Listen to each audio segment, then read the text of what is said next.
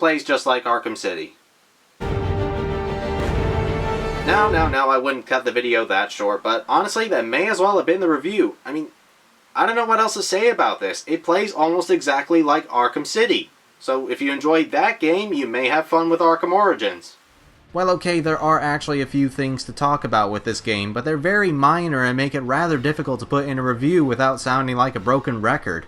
So anyway, Batman Arkham Asylum was awesome, and Batman Arkham City was even more awesome. Rocksteady had made a name for themselves, and we were all now part of that Arkham craze that's still going on to this current time. After having an incredible experience with Arkham City, we were all wondering what Rocksteady would do to make the next game even better. However, we had to wait until 4 years later before Arkham Knight came out and delivered us the continuation to the saga. But in the meantime, Warner Bros. Montreal came in and provided us with Batman Arkham Origins in 2013.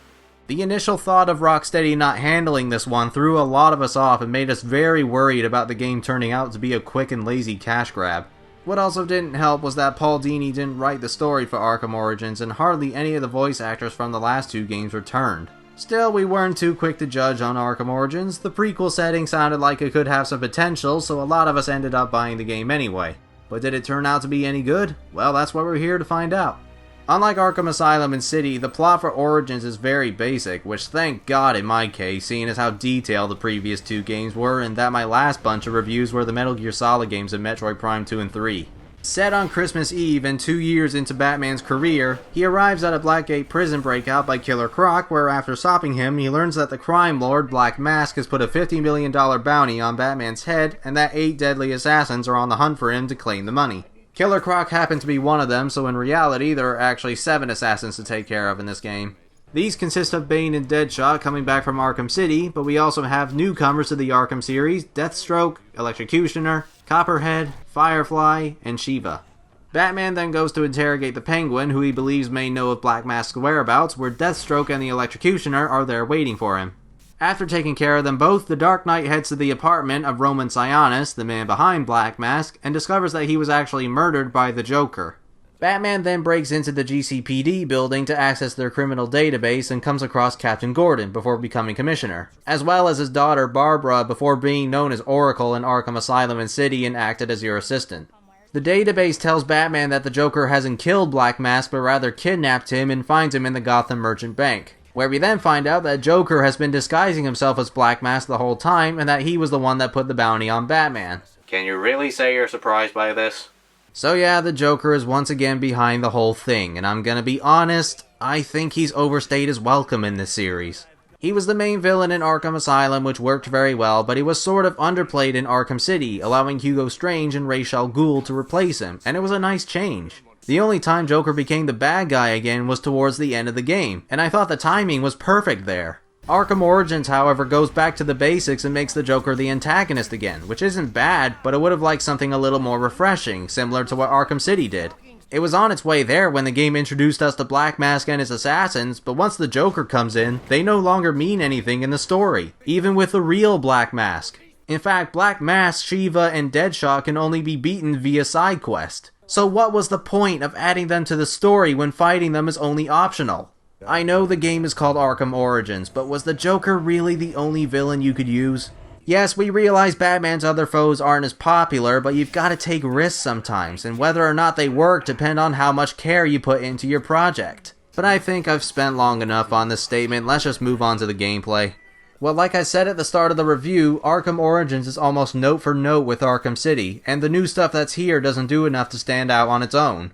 It's still an open world game with story missions and side quests aplenty to complete, and you still have to beat up thugs and use Batman's gadgets to your advantage if you want to progress. The only new enemies we have to battle against now are rogue cops that are highly paid by Black Mask and martial artists that may require pressing the counter button more than once to beat them. Fighting enemies and searching for secrets continue to give you experience points, allowing you to purchase an upgrade when you have enough. Though the upgrade system itself has been tampered with a bit since they all branch with one another, meaning you're very restricted as to what exactly you can purchase. The worst bit of branching is with the combat upgrades, because you're forced to fully upgrade your health first before you can buy any special combos or stuff like that. The previous games gave us the freedom to choose what we wanted, so why couldn't Arkham Origins do that too? In terms of the gadgets, Batman has precisely the same ones he had in Arkham City, which is weird seeing how Origins takes place before that game, And even though there are a couple of new toys to play with, they're not really that impressive. After defeating Deathstroke, you get the remote claw, which is pretty much like the line launcher's tightrope and zipline, except you can only use it in certain places. The concussive detonator is not fantastic either, as its only purpose is to shortly cause an enemy's gun to go off on its own. I've only used this upgrade maybe once or twice just to test it, but past that, I haven't found any use for it. The only gadget that I really like in this game are the shock gloves that you get from the Electrocutioner. Like the BAT system in Arkham City Armored Edition, the gloves give you a huge buff in strength and defeat any, and I mean any enemy very easily. Whether they're armored thugs, stun stick wielding thugs, or riot shield thugs, the shock gloves have no problem knocking them all down with one punch. Or in the case of big thugs, fewer punches to beat the hell out of them. In spite of that, you do have to charge the shock gloves first by attacking goons, and once you've activated them, you can only use it for so long before you need to charge it up again. But I can happily say that the shock gloves add a form of variety to the combat, a sort of change to the gameplay, if you will. Detective mode has also been tweaked in this game so that Batman can recreate the crime scene and rewind or fast forward the events to look for clues, which is quite neat, but again, it's not enough to separate Arkham Origins from the crowd. I do find it hilarious though to make a man repeatedly die and come back again. It's the little things in life, folks. The locale of Arkham Origins is essentially the same as Arkham City's, just with a couple of extra areas, a few adjustments here and there, and a lot more snow. But where the hell is everybody? I've never seen Gotham so empty. The only people that are here are criminals and police. Where are the civilians? Is every single one of them spending Christmas somewhere else? Liven up the place, would ya? So as I've said, there are side quests to do in Gotham if you feel like it, but you may notice how they all kinda blend in together after playing. Deadshot and Shiva's side quests, for example, involve using detective mode to recreate crime scenes before taking them head on in a fight. And Anarchy, Penguin, and Black Mask side quests mainly have you destroy their things, with only Black Mask changing it up a bit by actually engaging himself in a fight. The Mad Hatter side quest is a little more interesting with its Wonderland setting, but again it just reminds me of the previous games. This may as well be one of Scarecrow's nightmares. And once again, the biggest and most time-consuming side quest is with the Riddler, or Enigma I should say, which is his alias before taking on that persona. No riddles need to be solved this time, however, and trophies have been replaced with lots of data packs to collect in order to bring Enigma to justice. And just like Arkham City, they're all puzzle-based, though some of them are so ridiculously easy I don't think a lot of thought was put into them. There's only one Enigma informant per area as well, which you can find on your map and will reveal the locations of data packs in the area. The data packs don't feel quite as much of a pain in the ass as last time, but this is still an extremely tedious side quest. I mean really tedious. And I even had to put on some music this time to stop me from going insane. I was really not considering getting all the data packs for this one, but between a few days, I pressed on to see what would happen if I did. Don't bother, not even a little. The reward at the end is nothing but a massive middle finger to the players. After a ridiculous amount of time wasted on backtracking and searching, what's the benefit in the end? Taking down Enigma, right? Nope. You get Batman's first Riddler trophy. You cannot be serious. Is this supposed to be a surprise at the end? Are we meant to assume that Enigma doesn't become the Riddler? Well, when you make the side quest exactly the same as the Riddler's, that's pretty damn obvious, you morons! Enigma has also hijacked a comm tower in each area in which you have to hack into it yourself and restore it back to normal. And doing so for each one shows where all of the network relays are to access Enigma's servers, as well as being able to use the Batwing to fast travel to that location to save you gliding there. This does come at the cost of having a long loading time though, so be warned. Graphically, I think Arkham Origins is subpar at best. They're not as detailed as they were in Arkham City, and to me they look more like plastic toys than realistic bodies. The frame rate's okay when you're indoors for the most part, but dear lord can it suck when you're outside. At least on the PS3 version anyway. It doesn't happen all the time, but way more than I'd like it to be. If you have the right specs for it, I'd highly recommend getting the PC version on Steam because not only does it include all the game's DLC, but you can also play it at a consistent 60 frames per second. No matter what version you get though, along with the graphics, I think the presentation's fairly half-assed as well. It's too basic, where's the flair, and how come the character portraits look all blurry? The in-game dialogue animations also go back to being awkward and stiff, which doesn't help. And what is up with the characters shifting heads during certain cinematics? That's very strange. Is it a glitch or something? Well, I wouldn't put it past the game considering that it has bugs up the wazoo. Let me show you some of my favorites. Oh great, I'm on an endless loading screen. What fun. I suppose I'd better turn off the game and come back. Where did Batman go? I can't do anything except move the camera, so I guess I'm restarting from the checkpoint. Alrighty, just gliding around Gotham, everything's fine, and oh my, that's bad. This is really bad. Jeez Louise, what happened to the textures? Everything's a block. I'm crouching on a blocky gargoyle. It's as if Rocksteady didn't even make this game. But that would be silly. Usually I wouldn't mind if a game's graphics didn't use the 7th generation consoles to its full potential, since I prefer smoother graphics to prettier graphics. But Arkham Origins is neither pretty or smooth. And considering how it's completely copying Arkham City, I would have thought they'd at least get the nice graphics from that game. But what doesn't help more is that this game came out in 2013. By this time we had Metal Gear Rising and The Last of Us, both insanely good looking games that we could have easily mistaken for PlayStation 4 titles. So what happened here? I can't really say the music's much better either. The title screen music gets you pumped up for the adventure, but none of the other tunes will stick to your head at all. Pretty forgettable stuff compared to Arkham City's music, and hell, even Asylum's. The voice acting is okay as well, but again, not as good as the other games. As I've said at the beginning of the video, we haven't got a lot of the actors returning from the previous 2 games. The only ones that have returned are Martin Jarvis as the voice of Alfred, Tara Strong as Harleen Quinzel before becoming Harley Quinn, and Nolan North as the Penguin, which is unfortunate seeing how god-awful he was in Arkham City. So yes, that means we have different voice actors for Batman and the Joker. Batman is now voiced by Roger Craig Smith, who's known for also playing as Chris Redfield from Resident Evil 5 and 6, Wonder Blue from The Wonderful 101, and Sonic the Hedgehog. And as much as I enjoyed his Wonder Blue performance and being probably the best Sonic voice to ever come out, I don't think he does a good job at playing Batman. Throughout most of the game, he puts on this monotone way of speaking, and even when he tries to be more emotive, it sounds very forced. It just doesn't sound as natural or cool as Kevin Conroy's. Troy Baker as the Joker's not bad though. He tries his best to imitate Mark Hamill's incarnation while at the same time adding something of his own. I enjoyed him as Joel from The Last of Us and not so much as Ocelot in Metal Gear Solid 5, but I enjoy him enough here. I may be the minority here, but I also think this design for the Joker is a bit better than Asylum's and City's. Not so much with his character model, that looks kinda ugly. But in the CGI cutscenes, I actually think he looks more intimidating than Mark Hamill's Joker. There's not as much going on with his outfit, and to me comes closer to looking like he did in the animated series, which is my favorite representation of the Joker. But that still doesn't excuse his overuse in the Arkham series. Well, at least some of the boss fights are still pretty cool. The one with Killer Croc is very basic, just punch him enough times and use the Batarang to destroy the explosive canister. I really hate his shockwave attack though, it seems there's no possible way to avoid it unless by pure luck. The Deathstroke fight is a bit more entertaining. It's nice and fast, but I can't help but feel distracted when he's using an exact same attack that Ra's al Ghul used. That's really lazy, guys. The Shiva battle's okay, it's nothing amazing. She's just a slightly more powerful goon that you need to beat up.